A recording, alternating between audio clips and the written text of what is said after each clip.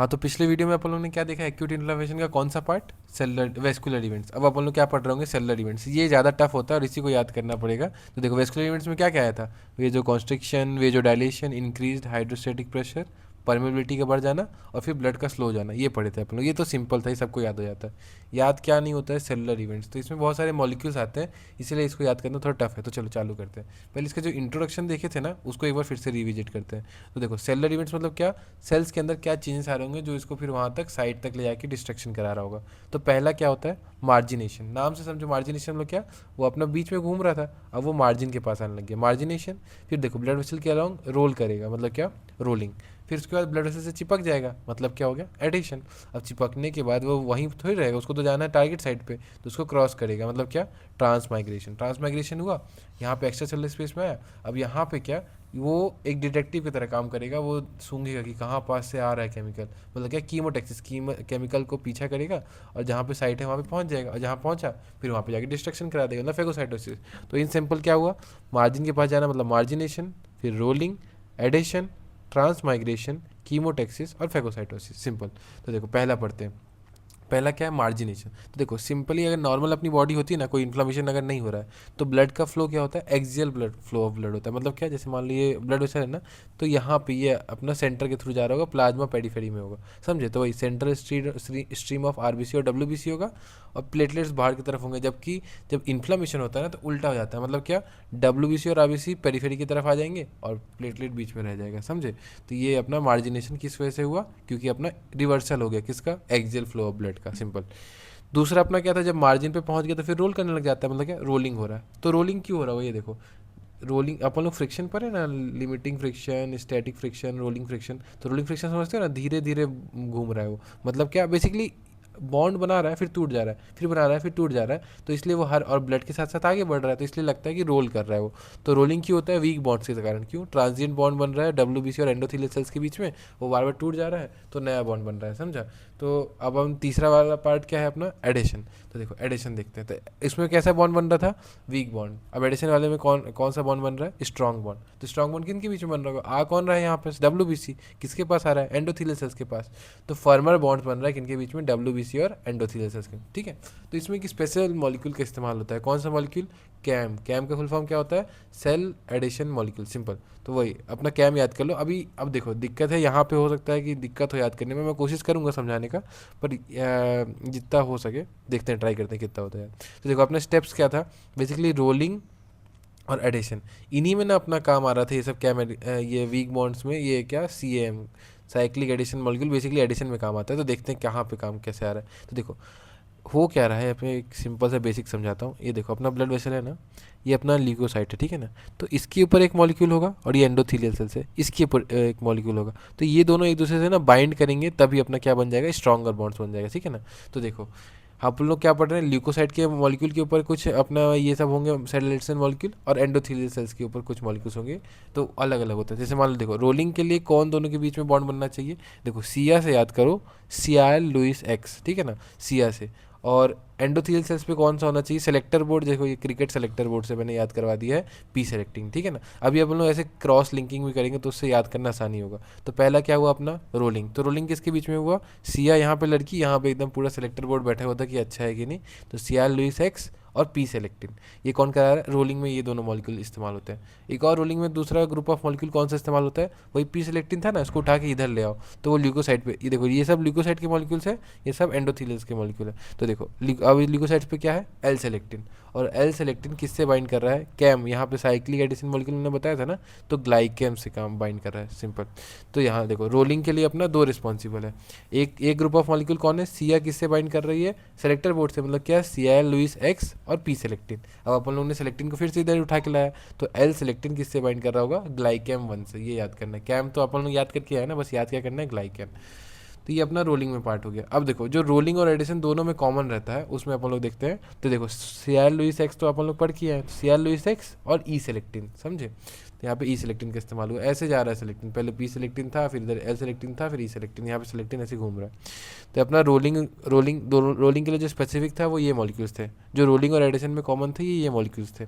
अब जो एडिशन के लिए स्पेसिफिक हुआ उसके लिए ना बीटा का इस्तेमाल कर लो ना, हर जगह बीटा आ रहा हुआ, तो बीटा टू इंटेग्रीन वन और बीटा टू इंटेग्रीन और बीटा वन इंटेग्रीन। तो देखो बीटा टू इंटेग्रीन किससे बाइंड करेगा, आई से। अब देखो इसमें वन था ना, तो ये आई से तो नहीं बाइंड करेगा, ये सेम चीज़ एक दूसरे को रिपल करते हैं, तो इसलिए बीटा वन किससे बाइंड कर रहा होगा, वी कैम से बाइंड कर रहा होगा। तो टू वाला किससे बाइंड करेगा, आई कैम से, जबकि वन वाला किससे बाइंड करेगा, वी कैम से, सिंपल। तो ये अपना क्या हो गया, एडिशन। एडिशन किसके हेल्प से हो रहा था, मेनली सेल एडिशन मॉलिक्यूल के हेल्प से। तो इसमें अपन लोग ने दो रोलिंग के लिए स्पेसिफिक याद किया, दो एडिशन के लिए स्पेसिफिक याद किया, और एक रोलिंग और एडिशन के लिए कॉमन हो गया। तो रोलिंग के लिए क्या था, सिया ने सेलेक्टर बोर्ड से बाइंड किया, sialyl Lewis X P selectin, अब सेलेक्टिन को फिर से उठा के लाओ, तो एल सेलेक्टिन और ग्लाइकेम वन।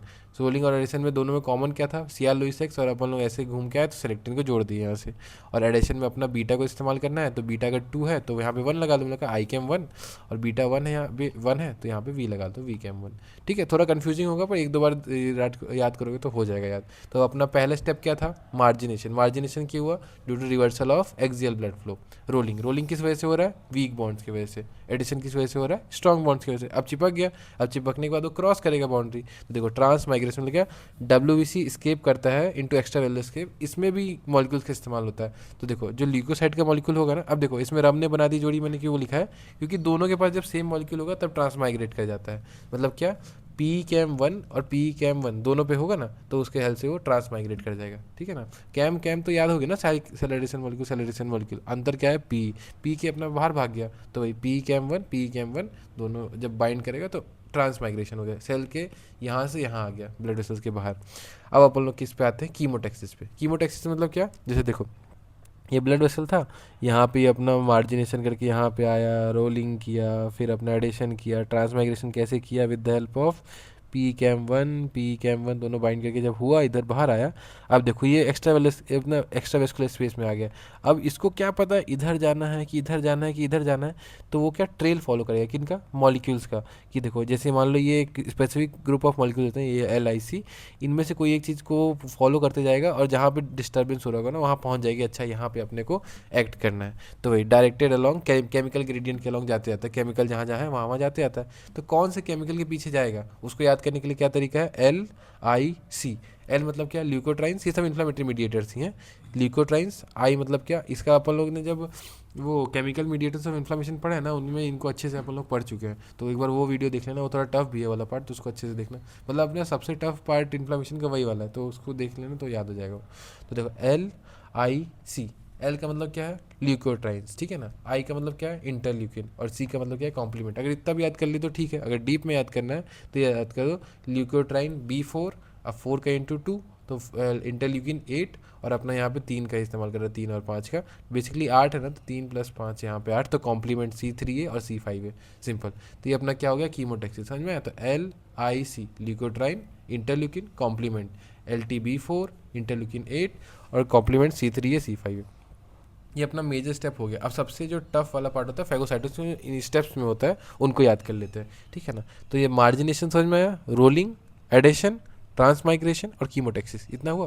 अब आप लोग देखते हैं फेगोसाइटोसिस, ये तो बचपन से ही पढ़ के आ रहा है। फेगोसाइटोसिस का मतलब क्या होता है, मतलब WBC वहाँ साइट पे पहुँचा और जो माइक्रोब्स था उनको खाने लग गया, सिंपल। तो वही इसमें कैसा होता है, इसको खाने का तरीका क्या होता है, पहले पहचानेगा वो माइक्रोब्स को, पहचानो, फिर उसको खा लो, और खाने के बाद अंदर पेट में उसको पचा लो। तो रिकॉग्निशन, इनगल्फमेंट एंड किलिंग, ठीक है ना, पहचानो, खाओ, पचाओ, रिकॉग्निशन, इनगल्फमेंट एंड किलिंग। तो देखो रिकॉग्नाइज कैसे करता है, रिसेप्टर की हेल्प से ही करता है। तो देखो माइक्रोब्स था, अब WBC के ऊपर एक फेगोसाइटो की रिसेप्टर होगा, तो रिसेप्टर किससे बाइंड करेगा, माइक्रोब से बाइंड करेगा, और अंदर एक छोटा सा मॉलिक्यूल बना लेगा, उस मॉलिक्यूल का नाम क्या होगा, फेगोसोम। फेगोसोम मतलब क्या होता है, एक छोटा सा वेसाइकल जिसके अंदर अपना बैक्टीरिया इंक्लोज है या फिर पैथोजन इंक्लोज है, सिंपल। तो देखो रिकॉग्निशन हुआ, फिर फेगोसोम मतलब क्या, फॉर्मेशन, वही इसके अंदर ही आता है, फॉर्मेशन ऑफ फेगोसोम इनगल्फमेंट के अंदर आ गया। जैसे मान लो ये है ना, ये आउटर सेल है, ये अपना रिसेप्टर है, ये इससे बाइंड किया, बाइंड करने के बाद क्या, मेम्ब्रेन ऐसे फूलेगा और इसको कैप्चर करके अंदर ले आएगा, और ये अंदर ले आके पर ऐसे ये देखो ये सेल बन गया, ये अंदर आ गया ना, तो यही हो गया क्या, फेगोसोम, सिंपल। तो ये फॉर्मेशन ऑफ फेगोसोम रिकॉग्निशन हुआ। दूसरा क्या था, इनगल्फमेंट, खा लिया, अब खाने के बाद उसको पचाएंगे, ये सबसे मेन स्टेप है क्या, किलिंग एंड डिग्रेडेशन, ठीक है ना। तो इसमें ये समझ लेना, नेट अपने को अंदर ऐसा कुछ एंजाइम बनाना है जो इनको बैक्टीरिया को तोड़ पाए, ठीक है ना। तो पहला स्टेप जो होता है वो तो अपना होता है क्या, NADPH ऑक्सीडेज, ठीक है ना। यहाँ पे क्या होता है बेसिकली, आपको अंत में ये H2O2 तो बनाना रहता है, H2O2 मिनिमम जरूरी है आपको। अंत देखो बेसिकली क्या है ना, अपन लोग इसमें 2 पार्ट पढ़ेंगे, पर ये समझ लो कि अपने को हाइड्रोजन पेरोक्साइड बनाना है। तो बनाने का क्या स्टेप होता है, 3 स्टेप होता है। पहले देखो NADPH ऑक्सीडेज का इस्तेमाल करेंगे। NADPH अपन लोग पढ़े भी हैं, किस में पढ़े, इलेक्ट्रॉन ट्रांसपोर्ट चेन में कहीं सुने होगा आई गेस। तो देखो NADPH ऑक्सीडेज, तो ये किस में प्रेजेंट होता है, फेगोजोम के मेम्ब्रेन में। देखो ये फेगोजोम का जो फेगोजोम बनाया था जिसके अंदर बैक्टीरिया इंक्लोज था, उसके मेम्ब्रेन में NADPH ऑक्सीडेज प्रेजेंट होता है, ठीक है। अब WBC के अंदर ऑक्सीजन तो आता ही होगा, तो वो ऑक्सीजन को NADPH ऑक्सीडेज किस में कन्वर्ट कर देता है, 2O2 माइनस में, ठीक है ना। बेसिकली ये सब स्टेप्स किसके लिए कर रहे हैं आप लोग, ताकि H2O2 बन जाए। तो पहला स्टेप क्या था, 2 ऑक्सीजन पे अपन लोग ने नेगेटिव चार्ज लगा दिया, 2O2 माइनस, ठीक है ना। तो ऑक्सीडेज है, मतलब क्या, इसमें से अपन लोग को NADPH H, इसमें से हाइड्रोजन निकाल रहा होगा, तो NADP plus plus H plus होगा। ये इसको अच्छे से नहीं लिखा हूँ, ये H हटा दूंगा यहाँ पे। तो देखो ऑक्सीडेज मतलब क्या, इसको ऑक्सीडाइज कर रहा होगा, इसका हाइड्रोजन निकाल देगा, तो NADP प्लस H प्लस, ठीक है ना। तो अपने पास एक नेगेटिव चार्ज आ गया, एक पॉजिटिव चार्ज आ गया, समझे, 2O2 माइनस और H प्लस भी आ गया। अब अपन लोग को यहाँ पे देखो, ये जो 2O2 माइनस है ना, इसको सुपर ऑक्साइड बोल रहे हैं, तो super oxide plus H plus दोनों को जोड़ेंगे तो क्या बन जाएगा, पर ऑक्साइड, क्योंकि ऑक्सीजन पे माइनस चार्ज आएगा, ठीक है ना। तो ये अपना पहला स्टेप क्या हुआ, अपन लोग को और सुपर ऑक्साइड बनाना था 2O2 माइनस। एक बार इसका कंफर्म कर लूँगा मैं कि O2 अगर सुपर ऑक्साइड है तो O2 माइनस, एक बार कंफर्म कर लूँगा मैं। चलो ठीक है, अभी के लिए याद कर लो कि सुपर ऑक्साइड क्या है, 2O2 माइनस है, और अपना हाइड्रोजन यहाँ पे बनाए थे, दोनों को जोड़ के अपन लोगों ने क्या बना दिया, हाइड्रोजन पर, ठीक है ना।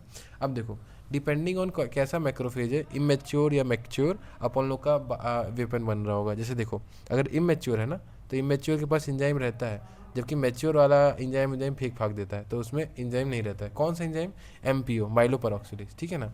तो अगर इमेच्योर है तो उसमें क्या होता है बेसिकली, H2O2 MPO के प्रेजेंस में किस में कन्वर्ट हो जाता है, HOCl हाइपोक्लोरस एसिड, और एसिड बन गया, एसिड बैक्टीरिया को डिस्ट्रॉय कर देगा, सिंपल।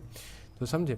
और जबकि मैच्योर वाला ने इंजाइम फेंक दिया, तो वो क्या करेगा, वो देखो वो 2 रिएक्शन का इस्तेमाल करता है। एक हेबर्स रिएक्शन पढ़े होगे ना, हेबर्स रिएक्शन जिसमें N2+3H2 2NH3 बनाता है, वही वैसे टाइप का एक रिएक्शन है हेबर्स वीज रिएक्शन। इसमें ऑक्सीजन का इस्तेमाल किया जाता है नाइट्रोजन की जगह, और क्या बन जाता है, OH माइनस, ठीक है ना। जबकि एक रिएक्शन होता है फेंटोन रिएक्शन, फेंटोन Fe से चालू होता है, तो आयरन का इस्तेमाल कर रहा होगा, तो आयरन के हेल्थ से किस में कन्वर्ट कर दिया, OH माइनस, और ये हाइड्रोक्साइड आयन फिर बैक्टीरिया को डिस्ट्रॉय करेगा। यहाँ पे कौन डिस्ट्रॉय कर रहा था, हाइपोक्लोरस एसिड। तो देखो ये कन्फ्यूजिंग हुआ होगा, तो इसको कैसे करते हैं चालू। अपना ये तो समझ में आ गया था, रिकॉग्निशन, रिसेप्टर से बाइंड करके फेगोसोम बना रहा था, इनगल्फमेंट मतलब फेगोसोम का फॉर्मेशन। किलिंग मेन दिक्कत कर रहा था। किलिंग में क्या है, देखो स्टेप्स में बांटो। पहले स्टार्टिंग के 2 स्टेप्स को ऐसे समझ लो कि अपने को H2O2 बनाना है, तो H2O2 बनाने के लिए हम लोग के पास सिंपल सा है, हम लोग आदमी हैं तो हम लोग के पास ऑक्सीजन ही होगा, तो ऑक्सीजन है और NADPH अपना इलेक्ट्रॉन ट्रांसपोर्टर से मान लो उठा के लिया, तो NADPH ऑक्सीडेज की हेल्प से दोनों को कन्वर्ट किए नेगेटिव और पॉजिटिव में, ऑक्सीजन को नेगेटिव में कन्वर्ट कर दिए, और NADPH से अपना लोग ने हाइड्रोजन निकाल लिया। अब वो हाइड्रोजन और जो ऑक्सीजन नेगेटिव चार्ज था पॉजिटिव चार्ज था, दोनों को जोड़ के अपन लोग ने क्या बना दिया, H2O2 हाइड्रोजन पेरोक्साइड। अभी हाइड्रोजन पेरोक्साइड अगर इमेच्योर वाला होगा तो उसको HOCl में कन्वर्ट कर देगा, और मैच्योर वाला होगा तो उसको OH माइनस में कन्वर्ट कर देगा, क्योंकि इसके पास एंजाइम था इसलिए वो एसिड में कन्वर्ट कर दिया, इसके पास एंजाइम नहीं था तो एसिड नहीं बना पाया, तो ये क्या बना दिया, OH माइनस, सिंपल। 3-4 इसमें नाम याद करना है, जैसे कि हेबर्स वीस रिएक्शन, फेंटोन रिएक्शन, माइलो पेरोक्सिडेज, इनको याद कर लो, और NADPH ऑक्सीडेज। 3-4 नाम याद कर लोगे तो फेगोसाइटोसिस तुम्हारा कंप्लीट हो जाएगा। इसको एक बार फिर से रिविजिट करना ताकि याद हो जाए। तो अपन लोग ने सेलुलर इवेंट्स में क्या क्या पढ़ा, मार्जिनेशन, रोलिंग, अडेशन, ट्रांसमाइग्रेशन, कीमोटेक्सिस और फेगोसाइटोसिस। सब में की फीचर क्या याद करना है, मार्जिनेशन में याद कर लेना reversal of axial flow of blood, rolling में क्या याद करना, वीक बॉन्ड बन रहा है, एडिशन में स्ट्रॉन्ग बॉन्ड कैसे कैसे बन रहा है, रोलिंग के लिए 2 सेट ऑफ मॉलिक्यूल्स, एडिशन के लिए 2 सेट, और रोलिंग और एडिशन के लिए 1। तो इसमें सिया और बोर्ड को इधर ले आओ, बोर्ड और कैम, फिर बोर्ड को इधर ले आओ, तो सिया और ये सेलेक्टिन अपना बोर्ड, और इसके लिए बीटा का इस्तेमाल कर लो। बीटा वन के सामने अपना 2 के सामने 1 नहीं लगाना, और 1 के सामने V लगा देना, सिंपल।